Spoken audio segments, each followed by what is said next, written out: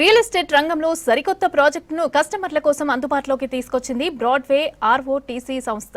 Broadway reality of tomorrow conclave పేరుతో real estate event ను ASBL CEO Ajitesh host చేశారు. కొనుగోలుదారుల నమ్మకానికి అనుగుణంగా ప్రాజెక్టు చేపట్టినట్లు తెలిపారు అధికారులు.